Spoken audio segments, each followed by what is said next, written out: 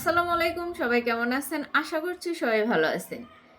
Confidence জীবনে কতটা গুরুত্ব রাখে এবং জীবনে আপনার কিভাবে এগিয়ে যেতে পারবেন কনফিডেন্সের সাথে, সেই ঘটনাটা আজকে বলবো, সেই কথাটাই বলবো। তো একটা গল্প দিয়ে শুরু করি। গল্পটা হচ্ছে এরকম যে একটা বনের মধ্যে শিয়াল হাড্ডি খাচ্ছিল। তো এমন সময় বাঘ শিকার করতে আসছে, বাঘের ক্ষুধা লাগছে, তো সে খুঁজতেছিল তার শিকার। তো সে যখন দেখে যে একটা শিয়াল সামনে, তখন সে চুপে চুপে তার শিকার ধরার জন্য আসছিল।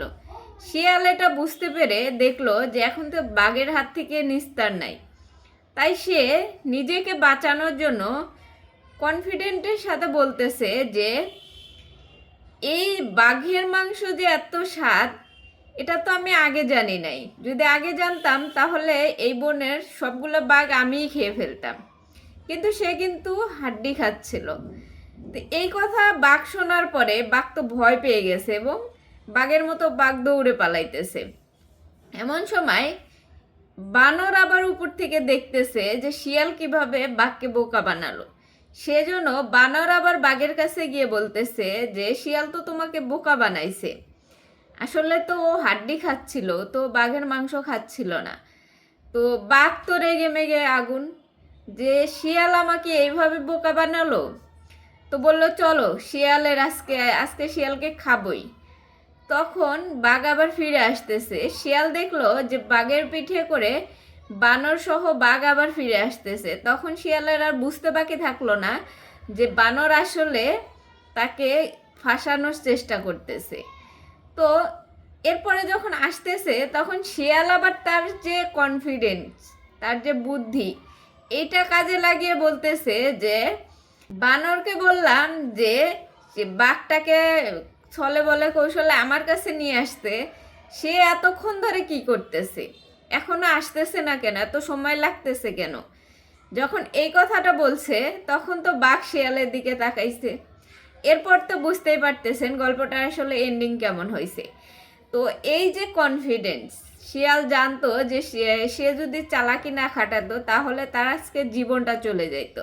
তো এই যে কনফিডেন্সের কারণে সে যে বেঁচে গেল, এটা সবার জীবনেই দরকার। আপনি যে কোনো কাজ করেন না, যেখানেই যান না কেন, আপনাকে কনফিডেন্স থাকতে হবে। আপনি যদি কনফিডেন্সলি সব কথা বলতে পারেন, সব কাজ করতে পারেন, আপনার সামনের মানুষটাও আপনাকে গুরুত্ব দেবে। আর আপনি যদি কনফিডেন্সই না পান, সেটা যত সহজ কাজ হোক আপনার জন্য কঠিনই হয়ে যাবে। তো দেখেন যে আপনি সাধারণ একজন মানুষ, যখন আপনি কোনো কিছু অ্যাচিভ করবেন, বা ধরেন যে আপনি একটা খেলায় অংশগ্রহণ করছেন, কিন্তু আপনার এর আগে কোনো ওরকম অভিজ্ঞতা ছিল না, কিন্তু খেলায় যে পারার পরে, আপনি যে ফার্স্ট হওয়ার পরে যে আপনি যে পিচটা দিলেন সেটা সবাই কিন্তু মনোযোগ সহকারে দেখবে, কিন্তু আপনি সেই মুহূর্তে যে কনফিডেন্স নিয়ে কথাগুলো বলবেন সেটা মানুষ মনোযোগ দিয়ে শুনবে। কিন্তু আপনি ওই কথাগুলোই যদি পরবর্তীতে কোনো একটা সময় বলতে যান, আপনি কিন্তু বলতে পারবেন না, কারণ আপনার তখন ওই কনফিডেন্সটা থাকে না। কারণ আপনি এই সময় খেলাতে জিতছেন, ফার্স্ট হয়েছেন, সেই জন্য আপনার ভিতরে যে একটা কনফিডেন্স চলে আসে, সেই মুহূর্তে যে কথাগুলো আপনি বলতে পারেন, অন্য কোনো মুহূর্তে কিন্তু ওইভাবে বলতে পারেন না, এবং মানুষ আপনার কথা ওইভাবে শুনেও না। এই জন্য লাইফে যাই করেন না কেন, কনফিডেন্সটা খুবই জরুরি।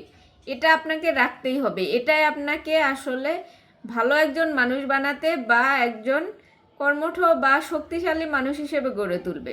তো যেখানেই যান না কেন নিজের সেলফ কনফিডেন্স অবশ্যই রাখবেন। তো ভালো থাকেন, সুস্থ থাকেন, আল্লাহ হাফেজ।